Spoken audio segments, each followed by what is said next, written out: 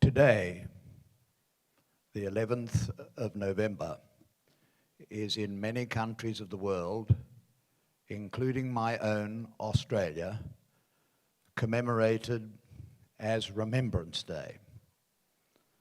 The 11th hour of the 11th day of the 11th month in 1918 was the moment when a great war came to an end, not by a victory, nor at that time by a peace treaty, but by an armistice. 35 years later, on this peninsula in Korea, that is how another dreadful war came to conclusion. Not by a victory, not by a peace treaty, but by an armistice. And in a sense, the results of the First World War continue to be felt and are connected with the Korean War. And in a sense, the results of the Korean War are the cause of our coming together in this conference in Seoul. We are here, as President Park has reminded us this morning, not to celebrate a report and not to put that report in the Palais Wilson in Geneva to gather dust, but to make sure that the world never forgets and always remembers the report of the Commission of Inquiry. In Remembrance Day, we remember with a poppy from Flanders Fields to remember the suffering of those who fought on both sides in the First World War. We need a Korean flag or a Korean flower to remember the suffering of the Korean people. This report was prepared by the United Nations, and I honor my colleagues, the members of the Commission of Inquiry, Marzuki Darasman, who continues to do his tireless work as the Special Rapporteur of the United Nations for Human Rights in DPRK, and Sonia Paserko, who was the third member of the Commission, who is here today.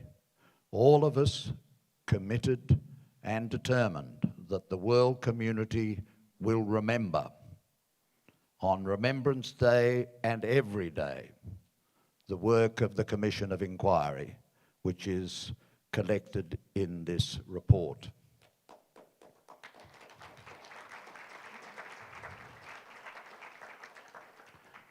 I would like to thank Ambassador Lee, Jung-Hoon Lee, who is the organizer of this conference and the sponsors of the conference. It's perhaps ironic that I've never heard Ambassador Lee speaking in the beautiful Korean language before. He speaks everywhere in perfect English, but it was good today in the capital of the Republic of Korea that he spoke in his own language, and I heard the song of human rights coming through his words. It's important that we take heed to what President Park has said and make sure this is not just another talk fest, not just another conference, that we gather the suggestions and the ideas which will be put forward out of love for the people of North Korea. Never forget that the people of Korea never decided to divide their peninsula. The people of Korea never made that decision. It was made by the successful Allied powers as they were nearing the end of the Second World War for them in Cairo at a conference The people of Korea never made that determination. And the division, which was decided for them, has remained to this day. Reunification must be the objective and will be attained, but it must be reunification on the basis of truth and on the basis of accountability and on the basis of person-to-person contacts between the people on both sides of the border of Korea. Now, I want to say that there is one person in this audience who can tell us that you never give up and you never forget the basic liberty and dignity of every citizen. And that is our keynote speaker, Jose Ramos-Horta.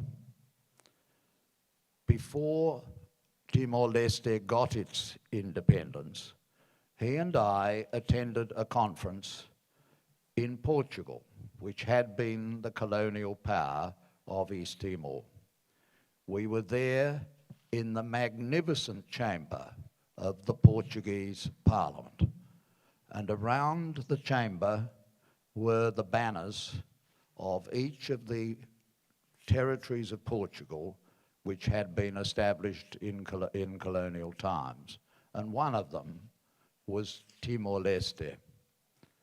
And at that time, Jose Ramos-Horta was an advocate for the independence of East Timor. And his advocacy was strong and powerful and persuasive. I think it would be fair to say that he and I did not then think that things would happen as quickly as they did. But they happened. And that too has a message for us, that issues get resolved. There is a basic call to rationality in this report, and to justice, and to human kindness. And Jose Ramos-Horta is a wonderful leader of his people who spoke up immediately this report was produced. He didn't sit on his hands or turn the other way. He spoke up for the people of North Korea. He spoke up for their freedom and their liberty, and I wrote to thank him at the time for doing so. And so I congratulate those who have organized this conference. I congratulate those who have helped to fund it and to bring us all together. I urge that we turn it into an occasion of practical suggestions that can be worked on in the time ahead. And I express felicitations to my friend, Jose Ramos-Horta, for being here once again with us to speak up for liberty and freedom and justice for all people, no exceptions. That is what the Charter of the United Nations stands for.